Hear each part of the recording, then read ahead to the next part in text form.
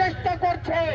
আমরা তাদেরকে বলতে চাই, বাংলাদেশের মানুষের রক্তের উপর দাঁড়িয়ে যারা ক্ষমতায় আছে, তারা যদি জনগণের সঙ্গে প্রতারণা করে, গত 17 বছরে শেখ হাসিনা বাংলাদেশের মানুষের সাথে প্রতারণা করে গণভবনের যে অবস্থা হয়েছে, এই সকল উপদেষ্টাদের অবস্থা সেরকমই হবে। শেখ হাসিনা তো দাদাবাবুর কাছে আশ্রয় নিয়েছেন। অন্তর্বর্তী সরকারের অনেক উপদেষ্টারা দাদাবাবু বলেন আর মামাবাবু বলেন, কোথাও যাওয়ার সুযোগ হবে না। এদেশের জনগণ প্রতিটি সীমান্তে, প্রতিটি বিমানবন্দরে পাহারা দেবে। ওদের লুটপাট আমরা জনগণের সামনে তুলে ধরব।